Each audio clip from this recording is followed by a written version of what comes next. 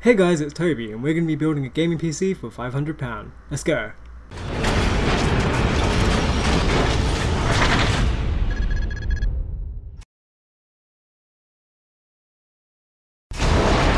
Alright, first of all we have the AMD FX 8320. This is an 8-core processor clocked at 3.5 GHz. Now, this is arguably one of the best processors in the world right now in terms of price to performance. You get exceptional value for your money here. This is because the 8 cores will perform really well whenever you're doing anything that's CPU intensive, such as video editing, rendering, playing a graphically intensive game that is also demanding on the CPU, like Metro Last Light, or anything like that. As well as this, it doesn't have any integrated graphics, which means you're going to have to buy a dedicated graphics card, which we'll come on to later in the build. Also, it's the black edition, which means you can overclock it. The stock clock is 3.5 GHz, which you get out of the box, but you can overclock it to 4 GHz just by the click of a button in the BIOS, and you can go beyond that. However, I don't recommend going on beyond 4 GHz, as the stock cooler cannot handle it. You'll need a aftermarket CPU cooler, which can be found in the products below. Moving on to the motherboard, we're going to be using an MSI 970A-G43. As you can see here, I previously bought this motherboard and I am currently using it in my build right now. You get everything that you expect from a motherboard in this price range, maybe a little bit more. You get support for front panel USB 3.0, which is very good, especially in this day and age as many motherboards don't actually support this. You also get half a dozen USB 2.0 ports, which might not be enough for you depending if you're using a lot of USB dongles and stuff, but it's good enough for me. You also get your usual 10, 100, 1000 Ethernet. You get support for SATA 3 at 6 gigabits per second, so your SSDs will run really nicely. You also have 2 PCI X16 slots, which gives you support for dual graphics cards. And that's pretty much it. It's your standard motherboard. It will support up to 1600 RAM out of the box, and you can overclock to 2133. Speaking of the RAM, we're going to be using 8GB of Crucial Battle Sticks Sport. You don't need to get any RAM with heat spreaders and stuff because these are all at 1.5 volts, which means you're not going to have to cool them. They don't need heat spreaders. The heat spreaders are just a leftover from the era of DDR2 memory when they used to look good, and they actually needed the heat spreaders because they were running exceptionally hot at 1.7 or 1.8 volts. But yeah, this is just 8 gigs of RAM, and you can add more if you choose to, as the motherboard supports up to 32 gigs of RAM. It's clocked at 1600 MHz, which, as we said before, is the stock clock that is supported on the 970A-G43, so you're not going to have any problems there when you install it. Moving on to the graphics cards, we're going to be using an Asus GTX 760. This is typically the card that I recommend for most of the £500 build videos, simply because of the great performance you get for its price, which is a running theme for most of these components. A lot of people have asked in the previous £500 video if it will run games like DayZ and Rust. Yes, it will run them exceptionally well, mostly in high settings, probably in ultra, but these games are in early access, and any performance issues that you may have are probably due to the fact that they are not optimized for this graphics card. As well as this, a lot of people ask if it will run like Battlefield 4, other games, like someone asked me if it runs Sniper Elite 3, yes it will. It will run it exceptionally well at high settings. You can max everything out pretty much in both of those games. If you have any more queries about whatever game it will run, just ask me in the comments. Minecraft, yes. Minecraft with mods, yes. Just don't go over the top with 4K shaders and stuff like that. Same for Skyrim as well. Skyrim will run amazingly well with mods, and you can play them all at 1080p maxed out.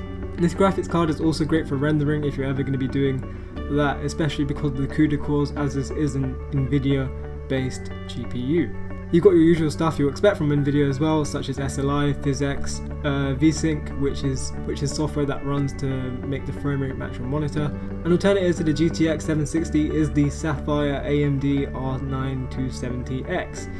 This is the 4GB version, which is 2GB more than you'll get in the GTX 760. However, these cards are pretty much on par with each other, the AMD beating it in certain games such as Battlefield 4 and Thief because of the AMD Mantle. The AMD Mantle is just a piece of software that runs in the background that gives you a slight performance boost by rendering stuff on the CPU rather than the GPU itself. These cards are pretty much neck and neck if you compare them in benchmarks and stuff like that. But if you're looking for a slightly cheaper option, if you don't have like £500 exactly, this is probably the way to go. Don't worry about the whole NVIDIA versus AMD thing, because that's pretty much a non-issue, as these cards are both exceptionally good and it will perform exceptionally well. Moving on to the hard drive, we're going to be using a 1TB Western Digital Caviar Blue. It's going to be enough space to hold most of your games, all your videos, all your music, all your pictures, pretty much anything you want. If you need less space, you can go for a 500GB model, or if you need more space, you can go for a 2TB model. Either way, it's a Western Digital, it's a Caviar Blue.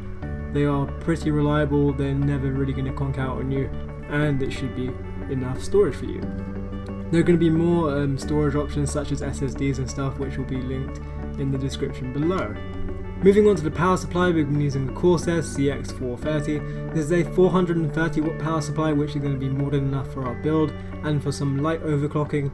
If you're planning on overclocking further, you might need to look into getting say a 500 watt or a 750 watt power supply, but a 430 is enough for this build and for the stock overclock. If you're ever going to be overclocking like the graphics cards as well, you'll be fine. However, if you're looking to upgrade, you might need to improve on the power supply, but this is good enough for now, and it will be enough power for say a minor CPU upgrade or a minor GPU upgrade. Also, it's 80+ bronze certified, which means you're going to get clean and efficient power. And finally, coming onto the case, we're going to be using an Antec 1 MIDI tower case. This is an ATX form factor case, and it is a staple of every £500 build video so far, and for good reason, as it's made of steel, so you're going to have a really structural integral case, and also because it's got support for front panel USB 3.0. What this means is that you can use the header on the motherboard to give you access to the USB 3.0 ports on the front panel. As well as this, you also have support for up to 5 hard drives and 5 SSDs in the same bays. Also, you have support for up to 3 5¼ inch drives, so you can add like an optical drive or a Blu-ray drive.